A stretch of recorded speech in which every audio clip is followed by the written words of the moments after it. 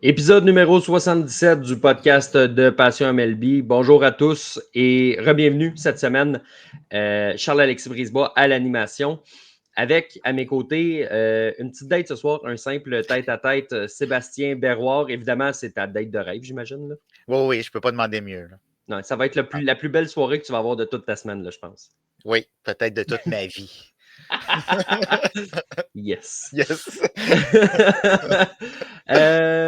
Écoute, Sébastien, on est rendu à... Écoute, il reste un mois avant le début des séries, pratiquement. Là, la saison qui va finir vers la fin du mois de septembre.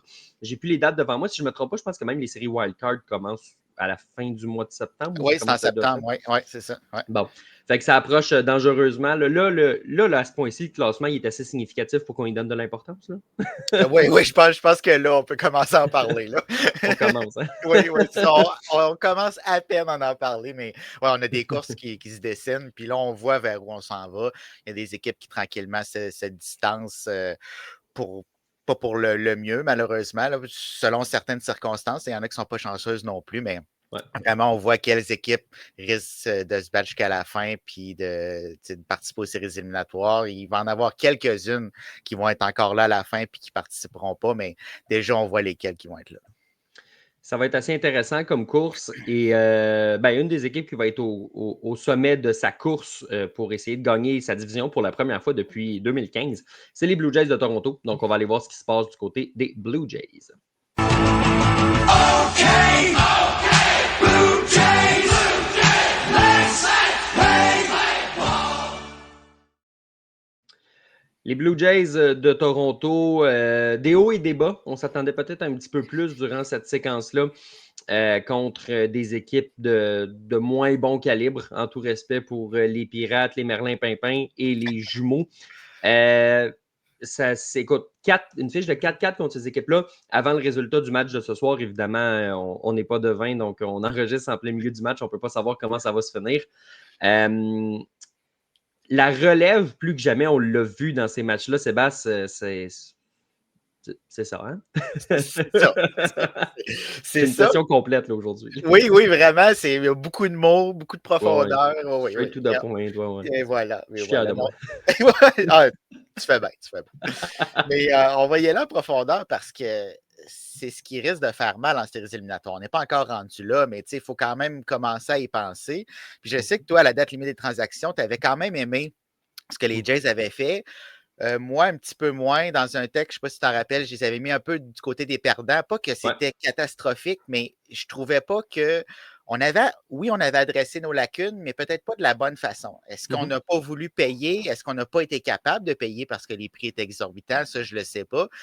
Mais on n'est pas allé chercher des gars qui pouvaient prendre la place d'un Jeff Hoffman qui, présentement, en arrache énormément. C'est très, très difficile à chaque fois qu'il se présente sur le monticule.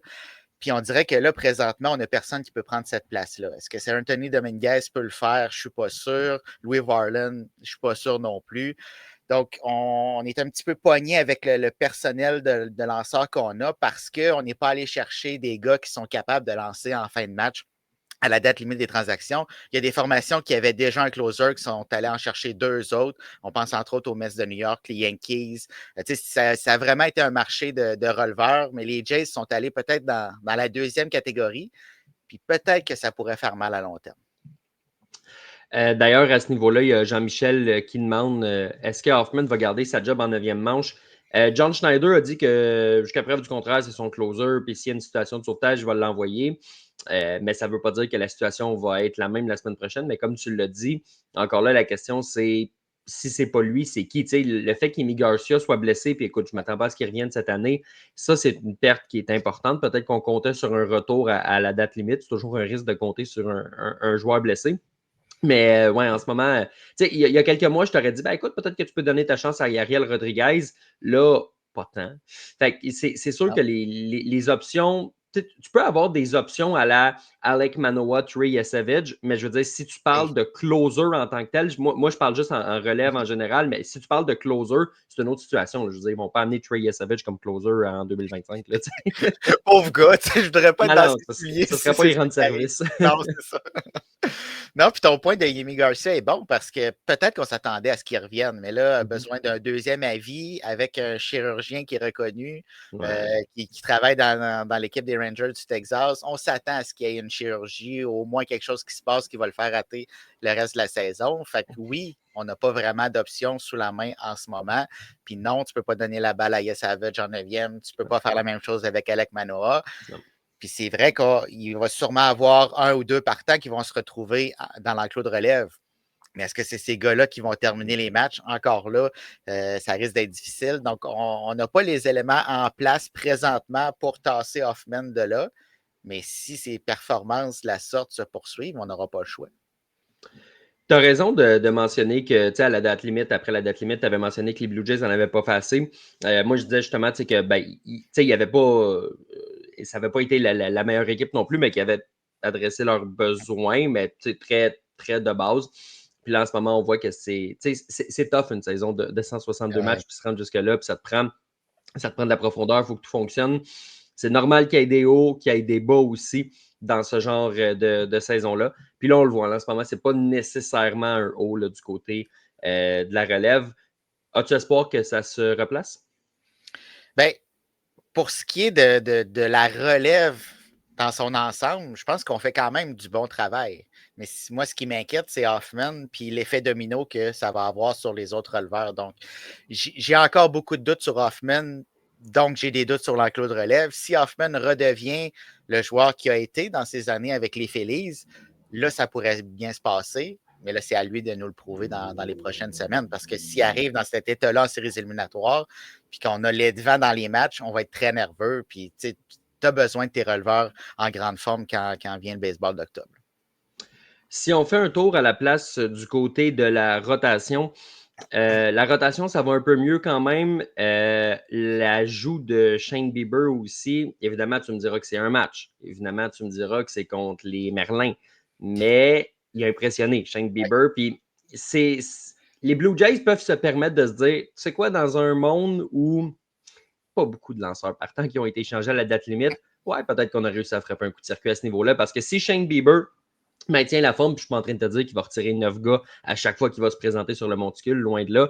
Mais s'il est capable d'être le lanceur, de s'approcher du lanceur qui a déjà été, puis je le rappelle, il y a un Cy Young quand même derrière la cravate, ben, ça se peut qu'il y ait des équipes qui se disent ouais, avoir su, je l'aurais payé. L'espoir, même si c'est un bon espoir, pour mettre la main sur un Shane Bieber comme ça, parce que s'il est capable de lancer comme il en est capable, comme je te dis, ça peut être une très, très, très belle acquisition.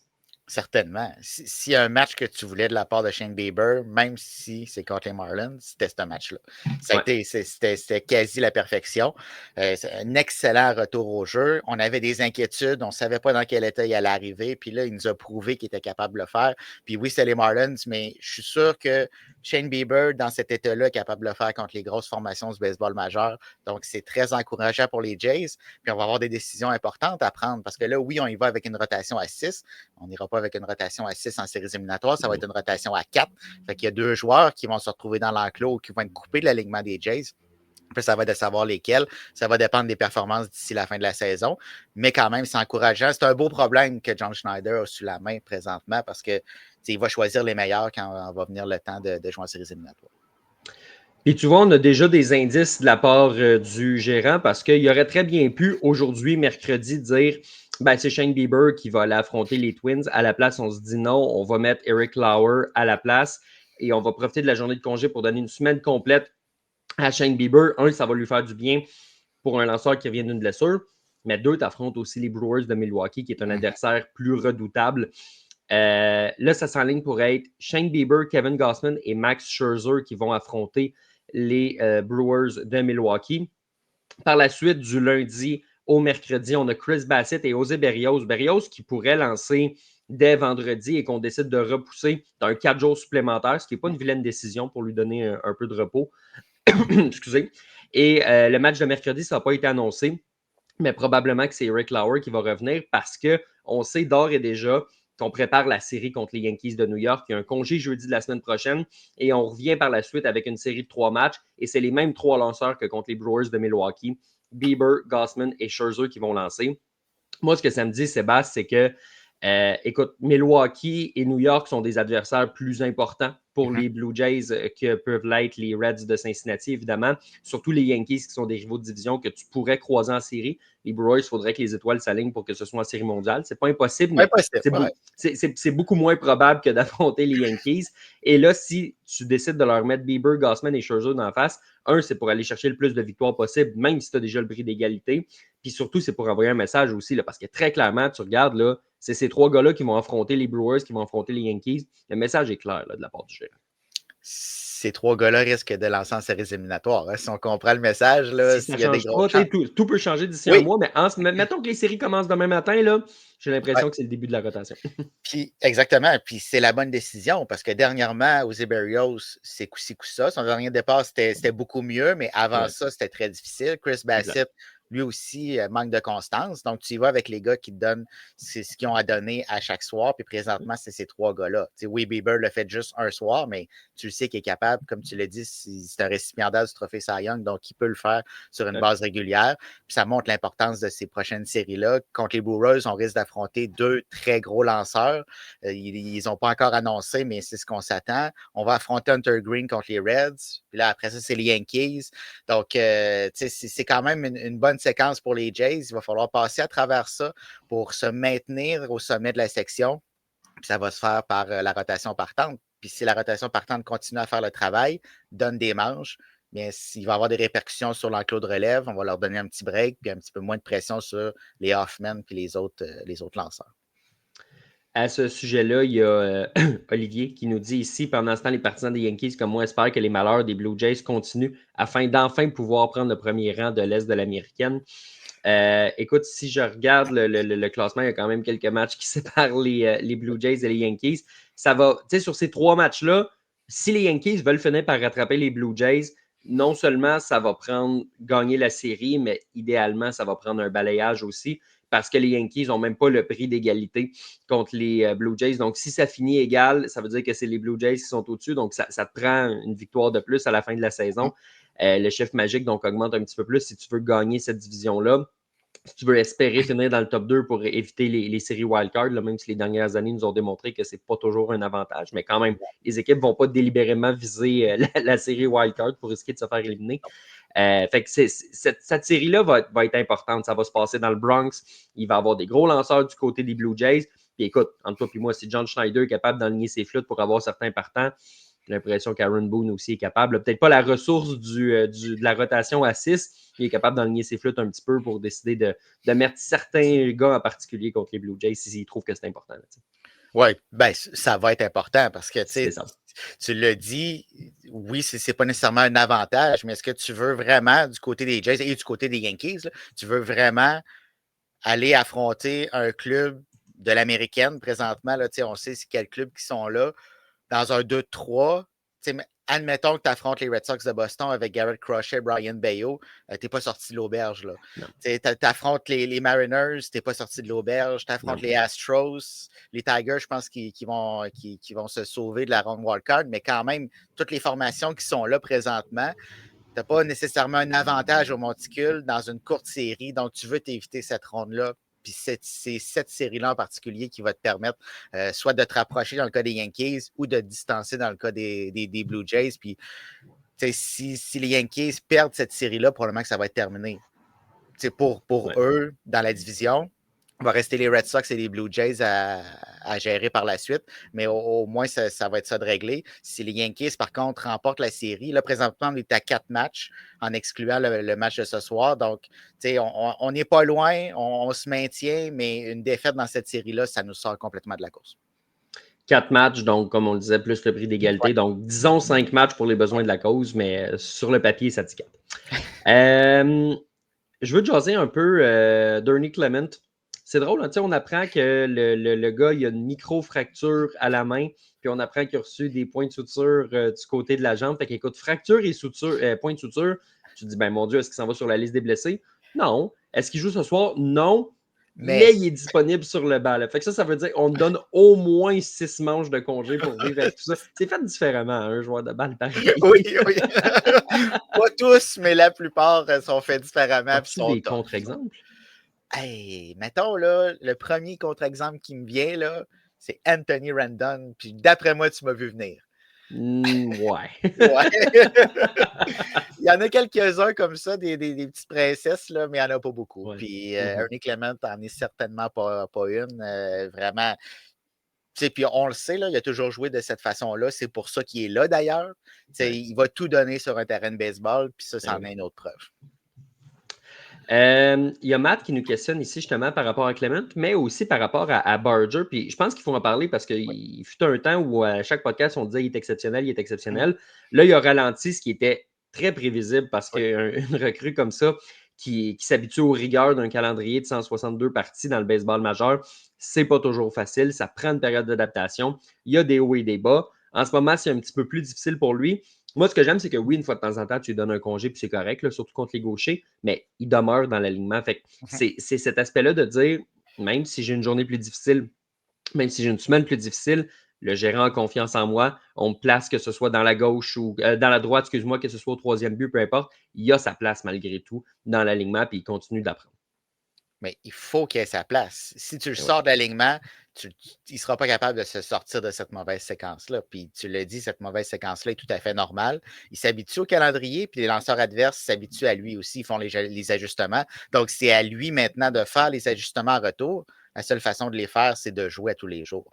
Donc, les Blue Jays doivent continuer à le mettre sur le terrain, à le placer dans des bonnes conditions. Tu sais, quand ça allait bien, on le frappait, on le mettait au deuxième rang du rôle offensif.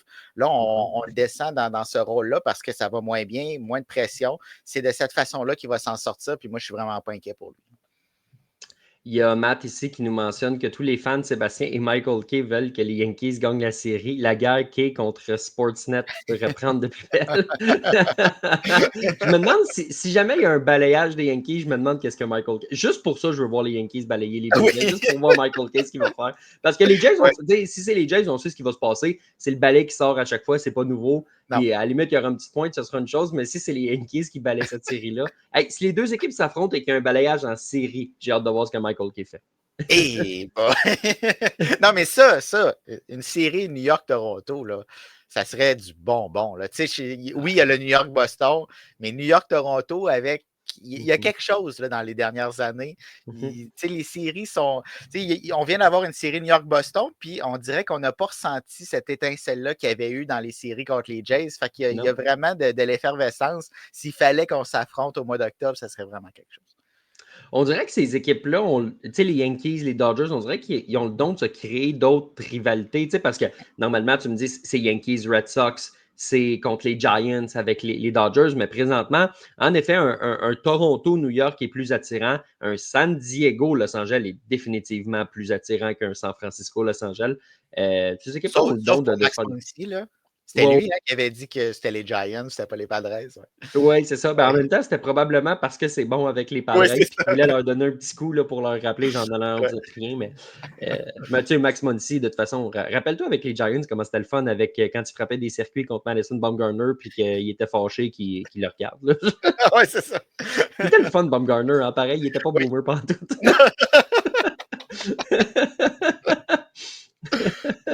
Ça, c'est bon. Dernier petit sujet en lien avec les Blue Jays. La fontaine de jouvence, clairement, George Springer, il l'a trouvé quelque part dans le temps de Toronto là, parce que ça va, ça va bien pour lui. Il y a quoi, 6 circuits, là, puis peut-être qu'il en a frappé un 7e depuis le temps qu'on se parle, là, mais 6 circuits depuis son retour de la liste des blessés. Il y a 24 circuits, il y a un WAR de 3 points cuc. Il y a près de 70 points produits. Je ne m'attendais pas à ça.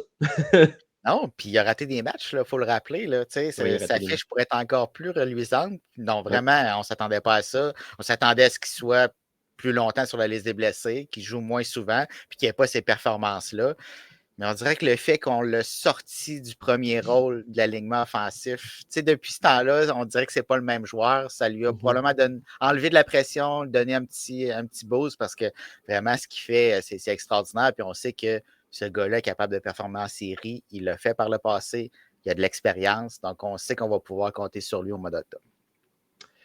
Ça met fin à notre bloc sur les Blue Jays. Sébastien, maintenant, allons voir ce qui s'est passé ailleurs dans le baseball majeur cette semaine.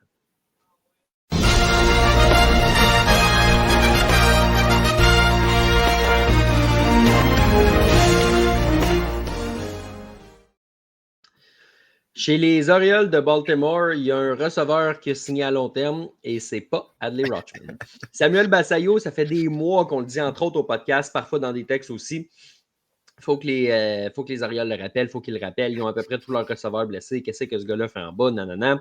Et là, on l'a rappelé et 11 présences au bâton plus tard, ou à peu près, on lui donne un contrat de 67 millions de dollars. Évidemment, ce n'est pas à cause de ces 11 présences-là. C'est une coutume dans le baseball parfois de donner des contrats à des très, très, très jeunes joueurs. Rappelle-toi Jackson Chourio, je pense qu'il n'avait pas joué encore dans le baseball, puis on a donné un énorme contrat. Ça arrive parfois dans la culture du baseball. Un contrat de 8 ans, ça fait en sorte qu'on lui achète 2 ans d'autonomie. Là. Donc, c'est pas comme si on lui achetait 8 nouvelles années. C'est vraiment les premières années, de toute façon, où est-ce que tu voulais qu'il aille. Mais c'est quand même intéressant. Tu t'évites d'aller en arbitrage, tu t'évites toutes sortes de problèmes. Et c'est une marque de confiance qui est quand même importante pour Basayo. Ah, certainement, certainement. Et il doit être en confiance. Et oui, on ne l'a pas rappelé plus tôt dans la saison. Il devait se poser des questions. Mais là, on le rappelle, puis tout de suite, on lui accorde un long contrat. Donc, il doit s'attendre à quand même avoir des responsabilités dans cette organisation-là. Oui, ce n'est pas le meilleur défensivement. Oui, on peut penser qu'il va terminer comme frappeur de choix, comme joueur de premier but. Mais pour le moment, on a l'impression que ça va être le receveur pour les prochaines années parce que ce qu'on entend, c'est que Adley Rutschman, ça pourrait être sa dernière saison dans l'uniforme des Orioles. On pourrait aller chercher quelque chose de gros pour ses services. Donc, est-ce qu'on va faire le switch dès maintenant? Peut-être. C'est probablement vers là qu'on s'en va. Puis c'est quand même une page qui se tourne parce qu'on avait un receveur de franchise, un leader, et du jour au lendemain, on dirait qu'on n'en a plus besoin, on veut s'en débarrasser. Il a connu 2 mauvaises saisons. C'est encore pire cette saison. En plus, se retrouve sur la liste des blessés. Donc, on dirait qu'on est un petit peu en train d'abandonner dans son cas. Est-ce que c'est la bonne décision? Je ne le sais pas parce que ça peut arriver une mauvaise séquence. Mais là, c'est quand même une longue séquence. Fait que probablement qu'on voit des signes qui nous poussent à se départir de ses services. Ce qu'il faut mentionner, c'est que c'est pas fait encore. Puis, comme tu l'as dit, Basayo, il y a des doutes quant à sa défensive. Si jamais Rutschman décide de rester à long terme, ben Basayo, il peut aller jouer au premier coussin, il peut aller jouer comme DH, on peut le transformer à une autre position, on peut le mettre comme deuxième catcher, mais lui donner beaucoup de temps de jeu au premier. Il y a quand même plusieurs possibilités de naviguer envers tout ça. Moi, je pense que pour l'instant, je pense que Rutschman a vraiment des chances de partir, évidemment, mais je pense que pour l'instant, c'est surtout un message, parce que c'est sûr qu'il y a eu des négociations de contrat avec Rutschman. Là, puis il n'a pas signé. Fait visiblement, il n'y a pas eu d'accord qui a eu lieu. On voit ses performances décliner offensivement depuis 2 ans. Les Orioles qui s'en vont directement dans le mur cette saison. Donc, moi, j'ai l'impression qu'une grosse partie aussi, que c'est un message de dire, ben, si tu veux rester, c'est là que ça se passe, puis il faut qu'on trouve une solution parce que nous, on n'a pas de temps à perdre. Puis si jamais tu veux partir, ben, on peut t'échanger facilement parce qu'il va y avoir de la demande, puis Basayo est en arrière, puis on a juste à le mettre derrière le marbre, puis on est correct pour 8 ans. Fait que c'est sûr que ça va être spécial du côté de Rutschman, ce qui va être à suivre, mais comme l'a dit Bob Nightingale, c'est probablement le joueur de position le plus gros nom, si tu veux, chez les joueurs de position qui va être placé sur le marché des transactions. Évidemment, pas de tous les positions. On ne comprend pas les agents libres là-dedans parce qu'un gars comme Kyle Tucker existe. Même s'il y a eu des hauts et des bas, ça demeure quand même un joueur qui va être en très, très grande demande. C'est un joueur qui est un peu plus jeune aussi. Mais ouais, Rutschman, ça va être tout un dossier à suivre. Le nom des Giants qui circule, qui revient, pas de rumeurs nécessairement officielles, mais peut-être faire on fait des liens plus qu'autre chose parce que c'est un club qui a un receveur qui est très, très bon défensivement, mais qui ne frappe pas. Et parce que, ben écoute, c'est un club qui est dirigé par Buster Posey, lui, il connaît l'importance d'un bon receveur. Puis en tant que patron des opérations baseball, Sébastien, on a vu aussi à quel point il est capable de prendre des décisions puis de dire on va aller signer Willie Adams, on va faire ce qu'il faut pour signer Matt Chapman, on va aller chercher Raphaël Devers, on amène Justin Verlander. Ce ne serait pas complètement illogique de le voir se dire tu sais quoi, je vais le frapper ce gros coup-là. Puis moi, je pense que notre équipe est capable de faire de Rutschman le receveur que les Orioles voyaient puis que tout le monde voyait il y a une couple d'années. Ouais, j'ai l'impression que si Buster Posey veut Adley Rutschman, il va aller le chercher. Ouais. Est-ce que ça va se faire? Je ne sais pas. Puis d'un autre côté, les Orioles ne peuvent pas se tromper dans ce dossier-là. Se départir d'un receveur de cette trempe-là, je comprends qu'offensivement, c'est difficile, mais c'est un leader derrière le marbre, c'est un leader dans l'abri, c'est un leader dans le vestiaire.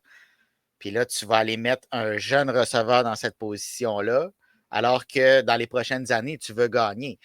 Donc, tu es en train de construire quelque chose de très bien. Il manque encore des pièces au casse-tête, mais tu es en train de construire quelque chose de bien. Puis là, tu vas enlever une des pièces les plus importantes malgré ses difficultés.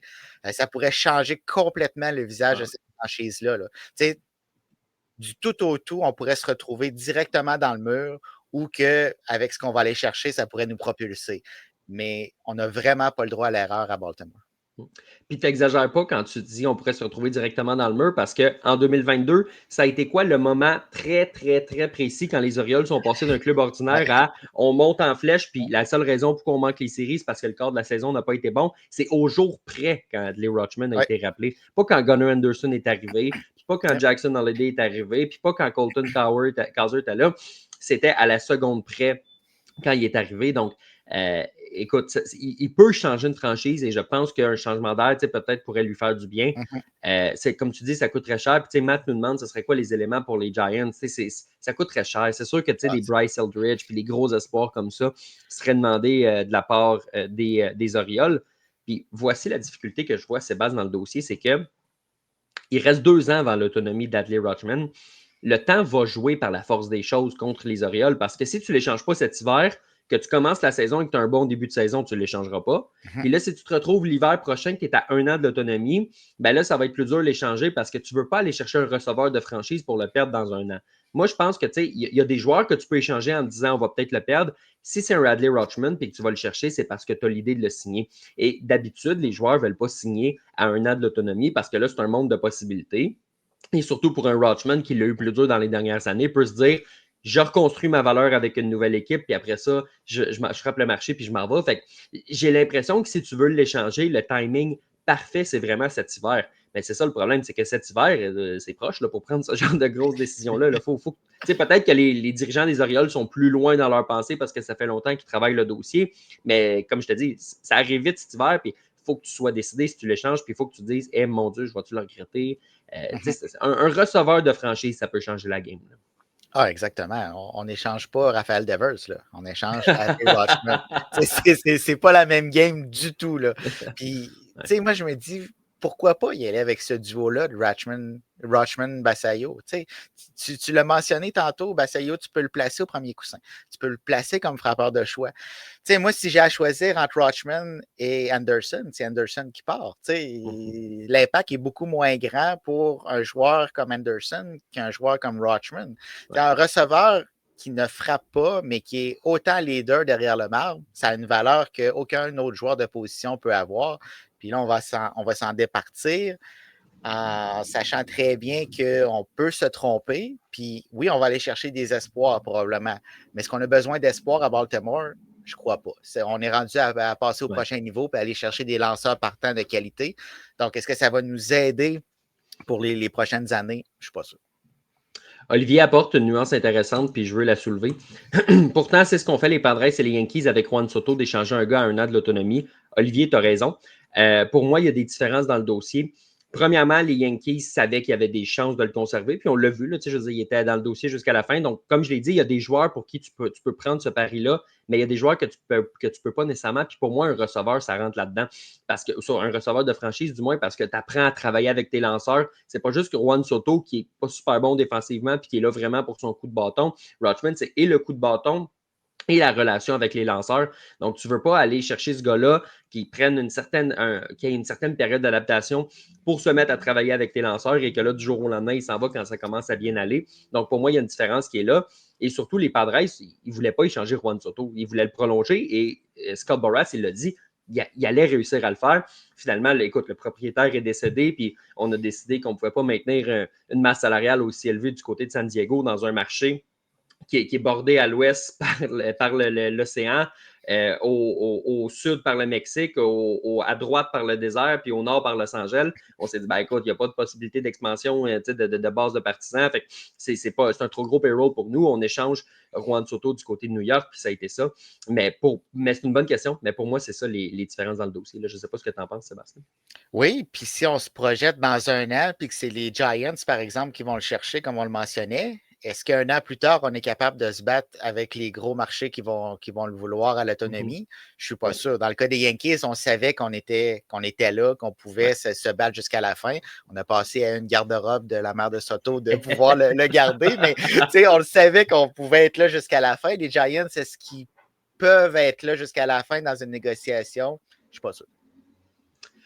Je veux qu'on glisse un petit mot sur Anthony Volpe, puis tu vois, Olivier nous a posé une question justement par rapport à ça. C'était dans notre banque de sujets. Avec la saison très difficile d'Anthony Volpe, que devraient faire les Yankees? Le garder en espérant qu'il rebondisse en 2026 ou bien l'échanger pendant qu'il a encore de la valeur sur le marché? Comment tu vois ça? Je ne suis pas sûr que présentement, il y a beaucoup de valeur sur le marché. Là. Actuellement, je pense qu'il est rendu à 1,37 au bâton. Il a solidifié sa défensive parce qu'il avait eu une très mauvaise séquence en milieu de campagne. Là, c'est beaucoup plus solide, mais offensivement, c'est une catastrophe. Ouais. Puis moi, ce que je ne comprends pas, c'est que Aaron Boone continue de dire que c'est son joueur d'arrêt-court, qui va continuer à le mettre sur le terrain. Tu vas chercher José Caballero à la date limite des transactions, qui est probablement exactement là pour ça, qui frappe bien par les temps qui courent, qui vole des coussins. Hier, il a volé un coussin, puis le lancer n'était pas parti encore. Là. Fait que, il est capable d'amener quelque chose que Volpe n'amène pas. Et pourtant, c'est Volpe qui est encore à l'arrêt-court. Je ne pense pas que pour le moment, il est échangeable. Fait qu'on va lui donner une autre chance l'an prochain. Mais le temps commence à se faire court dans son cas. On a passé par-dessus beaucoup de joueurs d'arrêt-court de très grande qualité pour garder Volpe à New York.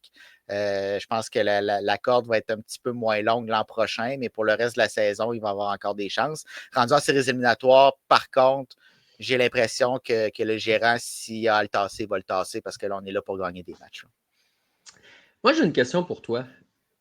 Puis ça se prend pour Volpe. Tu peux faire la même chose pour Kyle Tucker. Pourquoi les équipes ont peur de dire « je te bench parce que tu ne roules pas ». Tu sais, pourquoi on dirait que c'est toujours... Puis je comprends jusqu'à un certain point qu'il faut que tu défendes tes joueurs, puis je ne suis pas pour non plus de planter tout le monde publiquement, là, je veux dire, je comprends. Mais pourquoi dire « c'est une pause mentale », c'est pour ça? Non, tu n'es pas bon, je te bench, ça se peut, ça? Non, Volpe, il n'est pas bon. Il n'est pas bon. Genre, je ne sais pas quoi te dire. C'est pas une pause mentale, c'est une pause pour les partisans. Il n'est pas bon. Exactement, oui. Puis le gars, là, il le sait, là. Oui, puis dans le cas de Tucker, c'était autre chose. Je pense qu'il y avait un manque d'effort. Dans le cas de Volpe, c'est pas un manque d'effort, ça marche pas. Il n'y a rien qui marche. Il a besoin d'une pause. Puis oui, il a besoin d'une pause mentale, mais oui, tu dois le bencher parce que ça ne fonctionne pas. Puis il faut que tu gagnes des matchs. On approche le mois de septembre. C'est pas le temps de faire des expériences puis de dire que tout le monde est beau puis gentil. Là. Ça marche pas. Fait que quand même qu'il manquerait une semaine pour se remettre sur la bonne track, c'est pas grave. Puis c'est pas comme si les Yankees n'avaient personne pour le remplacer. On a des options. À la date limite des transactions, on a fait des échanges. On parlait de Caballero tantôt. On est allé chercher Ryan McMahon au 3e but, qui fait qu'on a plus de profondeur à l'avant-champ. Les options sont là. Donne-lui des journées de congé, puis plusieurs journées de congé, pas deux. Puis il est apparu en fin de match. Oui, c'est ça. Come on! Tu lui donnes-tu congé ou tu lui donnes pas? Oui, c'est ça.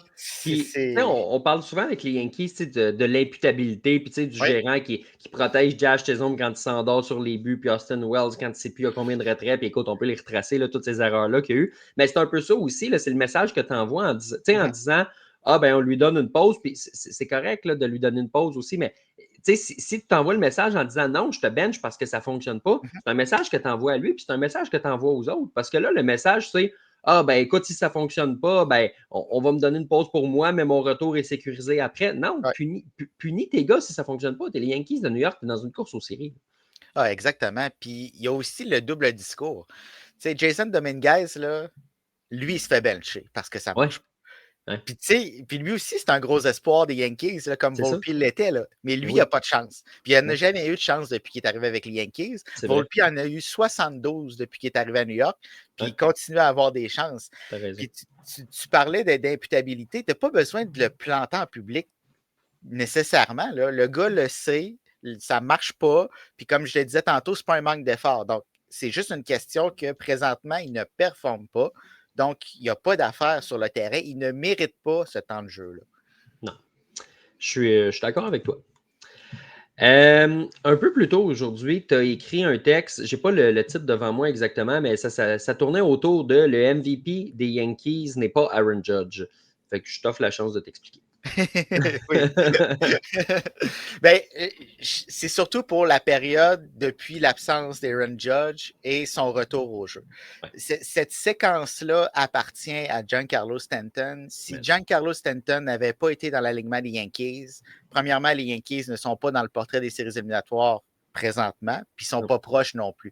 Parce qu'il y a eu des moments tellement clutch. Stanton, c'est lui qui a traîné cette équipe-là offensivement parce que Judge, c'est difficile. Puis c'est un peu normal. Il y a de la misère à reprendre son rythme.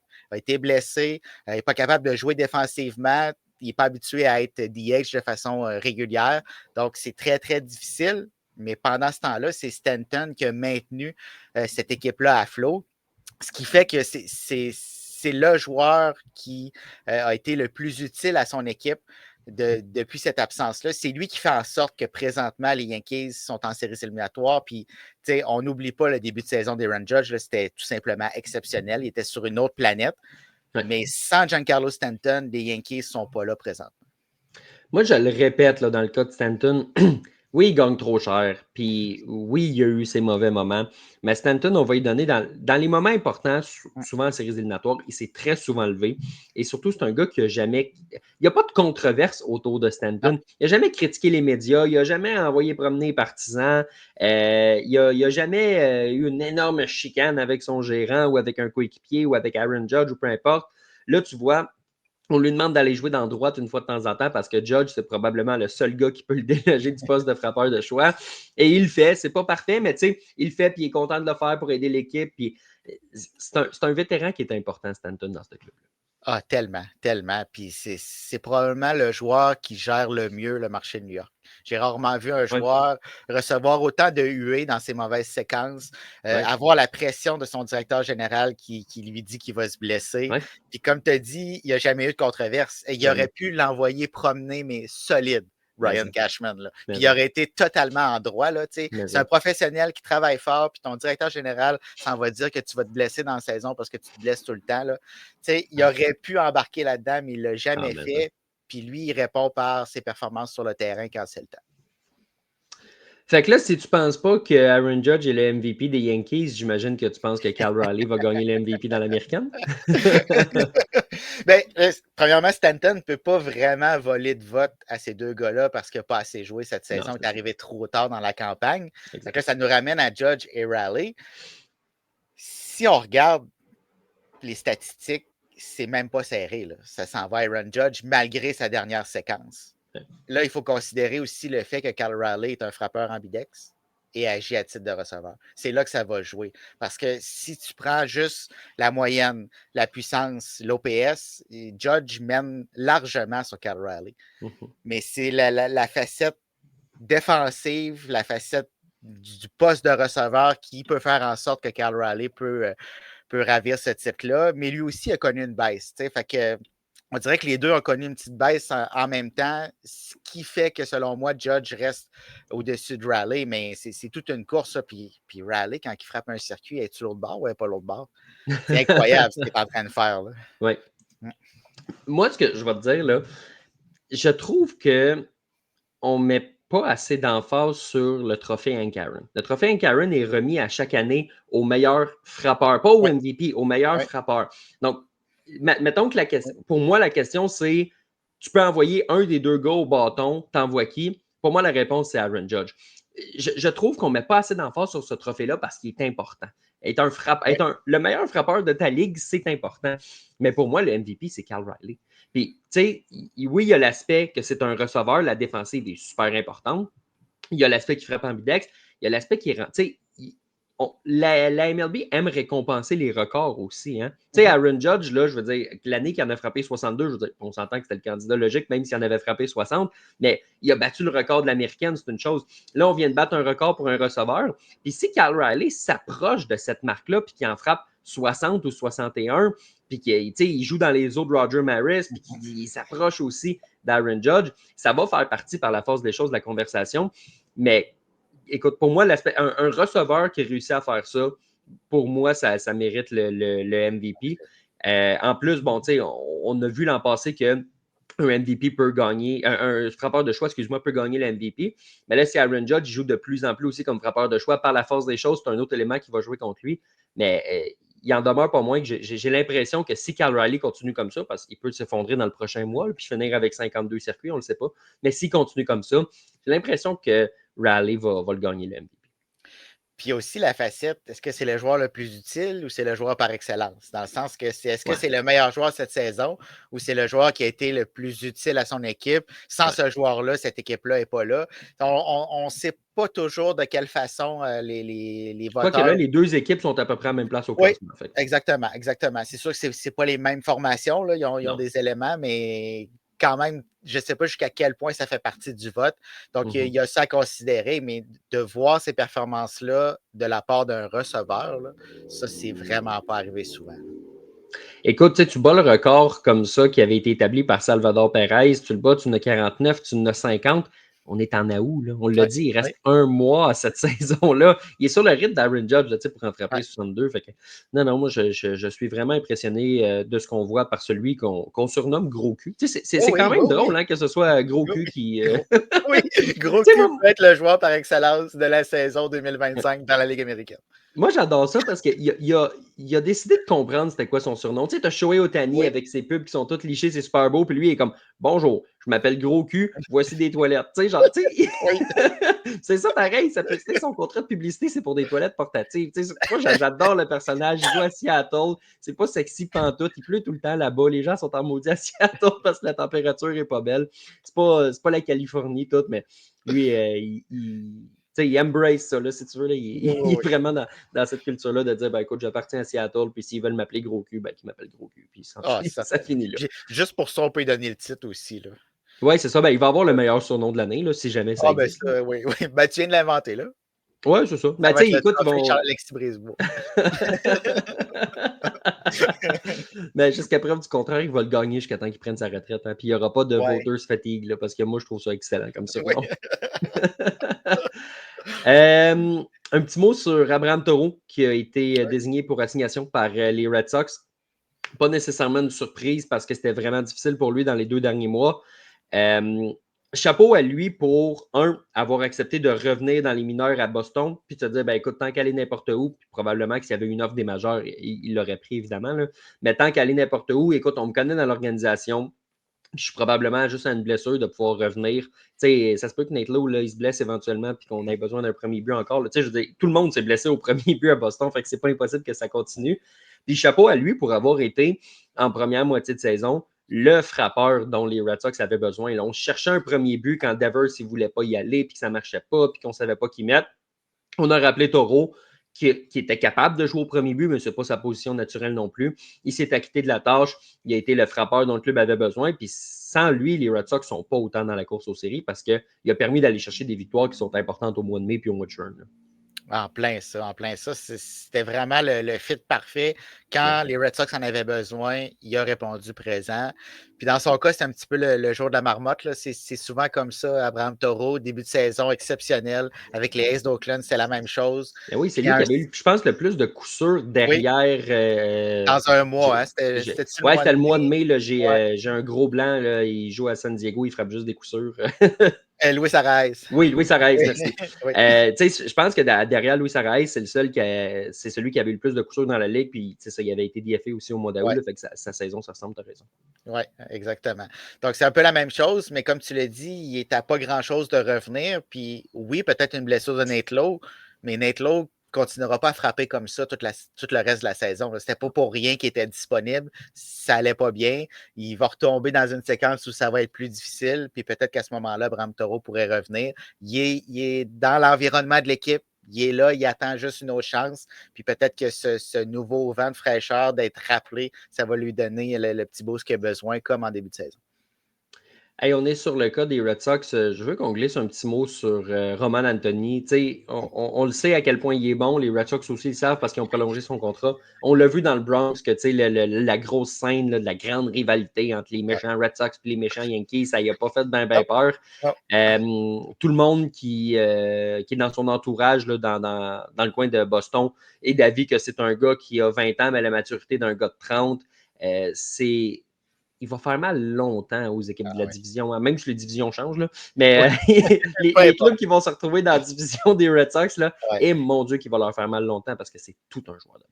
Oh oui, puis si on est capable de l'entourer, ce gars-là, là, il va être encore plus dangereux. C'est incroyable. Puis c'est un petit peu Iceman. Il n'y a pas grand-chose qui l'atteint. Ouais. Pas grand moment qui est trop grand Non. pour lui. Il est capable de faire le travail sur n'importe quelle scène. Donc, on l'a pour très, très longtemps. Puis c'est pour ça qu'on lui a donné ce contrat-là. Puis tu parles d'Anthony, on peut parler de Garrett Crochet aussi. Quel travail Garrett Crochet fait cette saison. La course au Cy Young était presque réglée avec Tarik Skubal. Là, elle n'est plus réglée. Là. On va avoir une course jusqu'à la fin. Oui, exactement. Exactement. C'est ça. Il n'y a rien d'autre à ajouter à ça. Les Red Sox ne seraient pas là sans Garrett Crochet. Puis il est en train, il est vraiment dominant. Tu le sais que quand il se présente sur la butte, tu risques de ressortir avec la victoire. Puis ça, c'est tellement important. Tu vas débuter les séries éliminatoires avec lui, à moins que tu te battes jusqu'à la toute fin. Là, mais c'est lui, ton as lanceur, c'est lui qui prend la pression qui va avec. Vraiment toute une acquisition des Sox. Tu sais, les Red Sox, la fenêtre est en train de s'ouvrir. Ils ne sont pas obligés nécessairement de gagner cette année. Ben, quoi que je dis ça, puis des fois, tu peux t'effondrer. Là, les Orioles le démontrent. Mais, tu sais, je veux dire, ils peuvent construire pour 2026, mettons. Là, ils ont ce luxe-là. Là. Imagine que tu arrives, mettons, cet hiver à prolonger le contrat d'un gars comme Alex Bregman, puis tu vas chercher un Joe Ryan ou un Sandy Alcantara ou peu importe. Les Red Sox ils ont le potentiel de faire peur s'il vous plaît l'an prochain aussi. Là. Ils sont en train de. Ça a été long, là, appelons-le la reconstruction, là, parce qu'à ce point-ci, ça a été ça. Là, je veux dire, ils perdaient pour accumuler des jeunes, même s'ils ne l'ont pas nommé, on l'a vu, c'était quoi, c'était une reconstruction. Mais c'est en train de fonctionner. Là. Puis le plan de Chainbloom, il est en train de marcher. Là. Ah oui, c'est en train de fonctionner. Puis il faut se rappeler qu'au début de la saison, on s'attendait à ce que les Red Sox soient quand même au sommet de la division pour plusieurs. Là. Ils allaient se battre avec les Yankees pour le titre. Là, on a échangé Rafael Devers et pourtant, ça n'a absolument rien changé. Au contraire, on est encore là. Puis tu parlais de repêchage. On a tellement bien repêché. Oui, c'est sûr qu'il y a des gars qui ont glissé dans ces repêchages-là qui n'auraient pas dû, mais on a saisi l'occasion, puis on a payé ces gars-là. Puis là, c'est en train de payer. Puis tu parlais des Orioles tantôt. Oui, on est en train de s'effondrer, mais on n'a pas de lanceurs. À Boston, on a quelques lanceurs déjà en place. Si on peut en ajouter quelques-uns, ça va être très solide. Ouais, puis on parlait de Fontaine de Jouvence là, à Aroldis Chapman. Je pense qu'il va te dire non, elle n'est pas à Toronto, elle est à Boston. Tu n'as pas connu ça, toi, à New York? Là? Que non, oh que non. Moi, j'ai connu des balles un petit peu partout dans le backstop. Là, c'est incroyable. Là. Il est capable de placer sa slider et sa balle rapide dans la zone des prises. Il n'a même pas besoin de beaucoup de lancers, puis il termine le match. Et ça faisait longtemps qu'on n'avait pas vu un Chapman dans cette forme-là. Les Red Sox aussi, d'ailleurs, ce qui est impressionnant, c'est qu'on arrive à prolonger les contrats des jeunes joueurs. Tu sais, tu regardes, Bello, il a été prolongé l'an passé, puis on se dit, ah, ça va-tu marcher finalement cette année? On ne le regrette pas. Capitaine Crochet, ça va bien. Roman Anthony, ça va bien. Sedan Rafaela, ça va bien. Tu sais, Campbell a été prolongé. Moi, je n'abandonne pas sur ce jeune-là. Là. Je pense que ça a été plus difficile cette année, mais je pense que ça va être un stade quand même. Là. Puis j'en oublie, là, mais il y en a d'autres des jeunes dans cette organisation-là qui ont des contrats. Donc, non, on sait faire les choses correctement, Boston. Exactement. Sébastien, ça nous amène à la période de questions. Donc, allons voir ce que les auditeurs nous disent.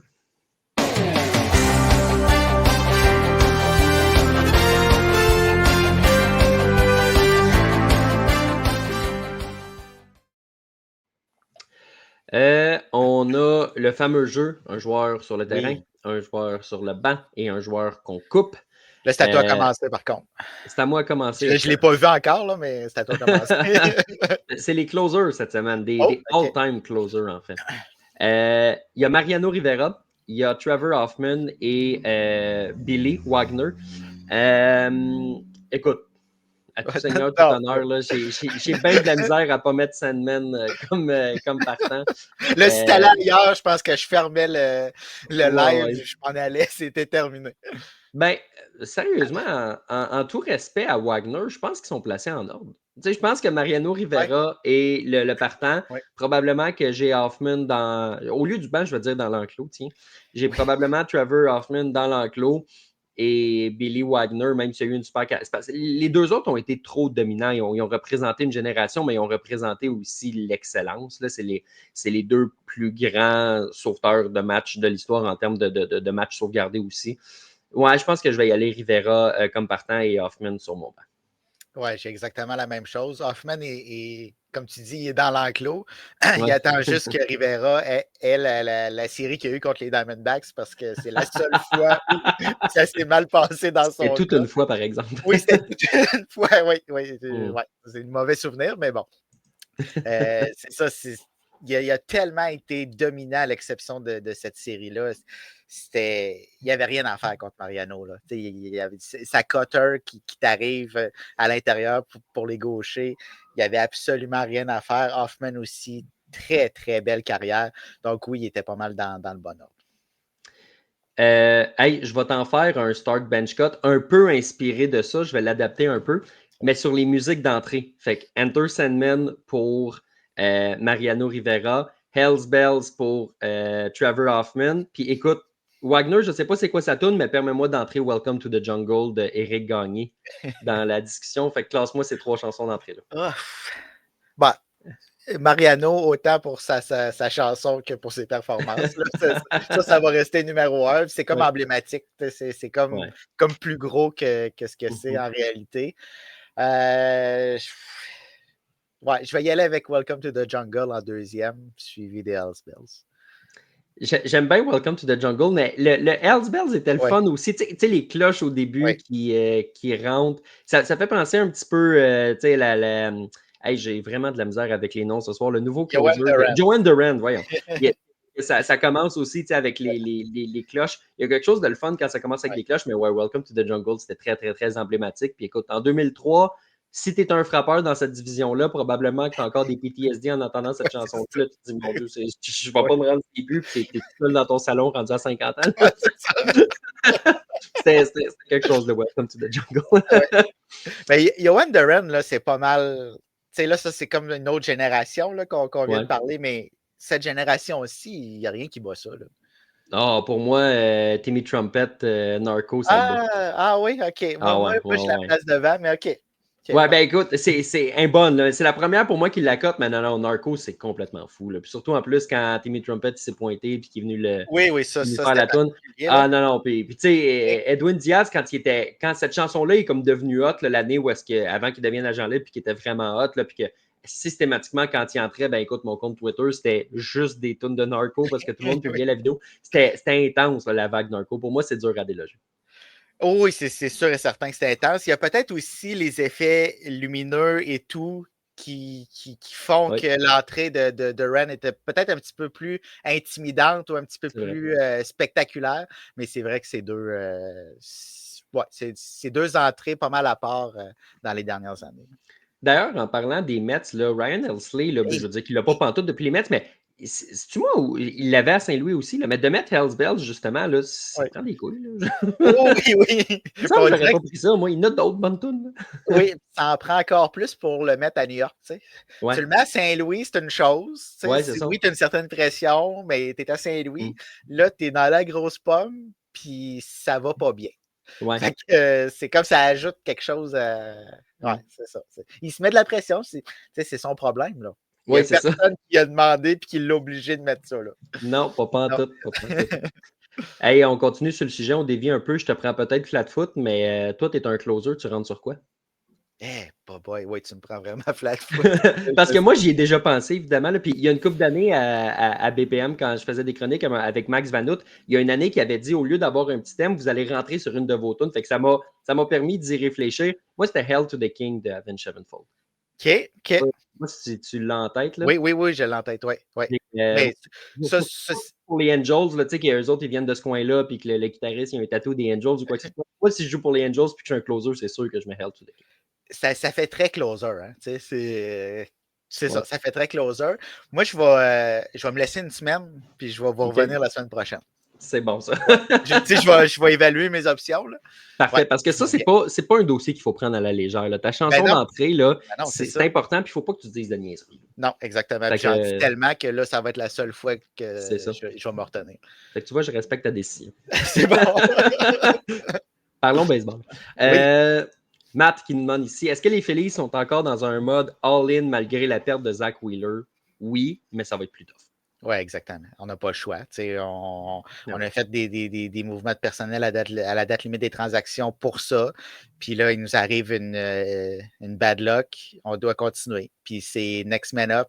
Puis il faut qu'il y ait quelqu'un qui se lève dans cette rotation partante-là, puis qui prenne les responsabilités qu'avait Wheeler. C'est impossible de le remplacer, mais il faut quand même pallier sa perte, puis continuer à avancer. Rendu en séries éliminatoires, il peut arriver plein de choses. Les Dodgers, on avait combien de blessés l'an dernier? On s'est rendu jusqu'au bout. Oui, on avait plus de profondeur, mais quand même, c'est pas impossible, avec l'expérience que les Phillies ont, avec les éléments qu'on a en place, de faire un bon bout de chemin. Je pense que la clé, ça va être Aaron Nola aussi, parce qu'Aaron Nola, on le sait qu'il est capable de se lever et de performer. Tu sais, Christopher Sanchez, à moins qu'il s'effondre en série, je veux dire, c'est une valeur assez sûre. Puis là, ben, il devient cette année l'as sans aucun doute de cette rotation-là, là, en marge de l'absence de Wheeler.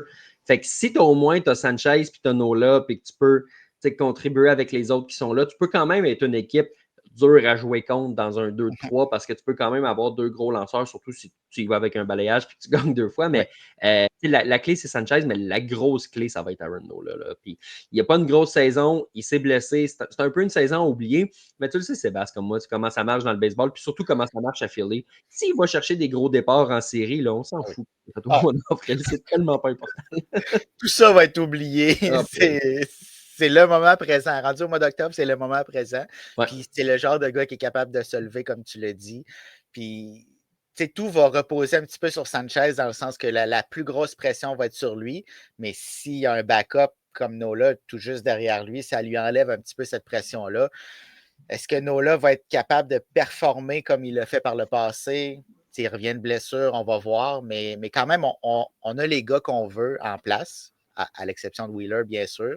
Donc, ça va être à eux de performer quand le moment va venir. Faut juste pas qu'ils affrontent les Mets parce que, surtout pas à New York, parce que les Mets sont définitivement le numéro Oui. des Phillies ces temps-ci.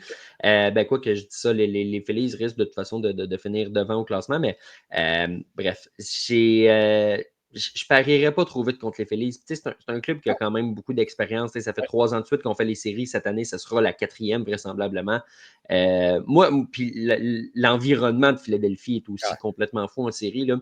Moi, si je suis, tu sais, Wheeler ou pas, là, si j'apprends que j'affronte les Phillies en série, moi, j'ai peur.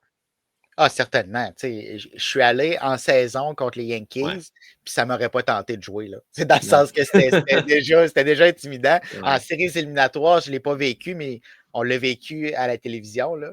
Ouais. C'est incroyable le bruit qui peut sortir de là. Là. C'est fou, raide. C'est fou raide. Fait que si tu prends un momentum puis que tu le transposes de match en match, de série en série, ça peut t'amener tellement loin.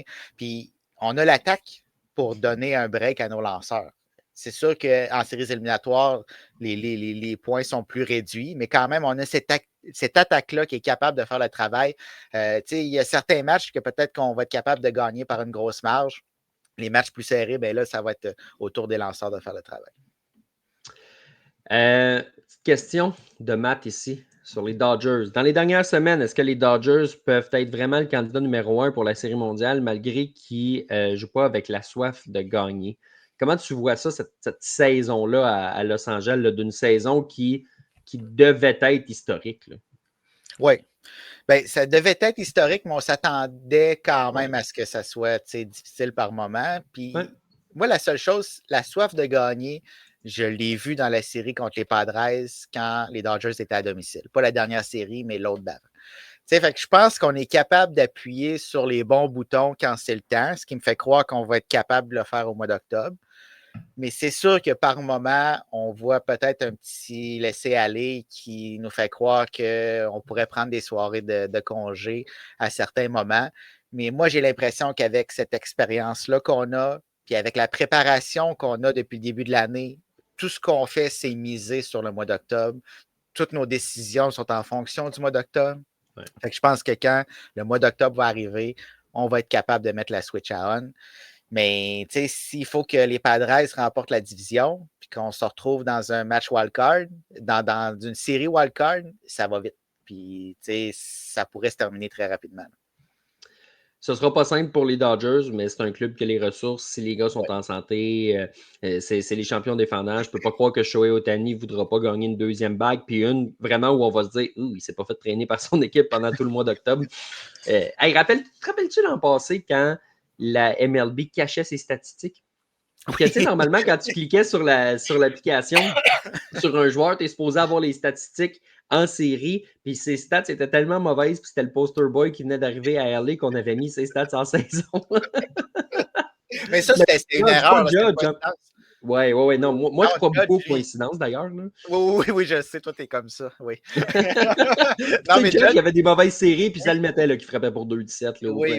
Son erreur aux chansantes, on l'a vu et revu. Là, il n'a pas été protégé ben. Là. Non, c'est ça. Puis il n'a pas besoin de le faire parce que c'est un grand garçon, mais Shohei aussi. Oui, c'est ça. Fait que, ben voilà. Oui, mais c'est parce que Shohei ne parle pas anglais, fait que la MLB veut le protéger, il ne comprend pas tout. C'est ça. Ça doit être ça. Son interprète n'était pas là. Fait que... Ben non, il est en prison. C'est ça.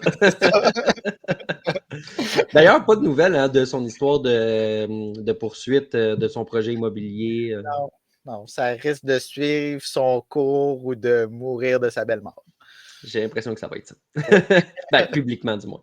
Oui, c'est ça. Oui. Il va y avoir une entente à l'amiable qui va être tenue secrète. Là. Mais son agent va faire de l'overtime pareil. Ou il va être en prison. Non, c'était pas criminel, fait qu'il ne pourra pas faire de la prison, mais. Non, c'est ça. Ouais. On va le retrouver dans le fond d'un lac par hasard. Sébastien, merci beaucoup d'avoir été là cette semaine encore une fois. Toujours un plaisir de se jaser de balles. Yes, surtout à l'approche des séries. On sent que ça s'en vient, puis ça a plus d'importance. C'est pas que le début de saison n'a pas d'importance, mais là, on le sent que tous les matchs comptent. Ouais, quand les Dog Days of Summer se terminent, il y a toujours un petit quelque chose de spécial. Il fait plus froid, là, on n'a pas besoin de vivre à côté de notre air climatisé 24/7 aussi. Là, fait que ça aide à apprécier le baseball. Ouais. Merci à tous ceux qui nous ont écoutés en live sur Facebook, Twitter, YouTube les mercredis à 20h. Puis Sébastien, pour ceux qui nous ont manqué en direct, c'est toujours possible de nous retrouver là, sur toutes les bonnes plateformes de podcast. Oui, et sur notre site web passionmlb.com. Donc, continuez à nous suivre pour les épisodes du podcast, pour tous les articles qu'on met à chaque jour sur l'actualité du baseball majeur. Donc, merci à tout le monde d'avoir été à l'écoute. C'est ce qui met fin à l'épisode. Nous, on vous souhaite une excellente semaine de baseball et on se dit à la semaine prochaine.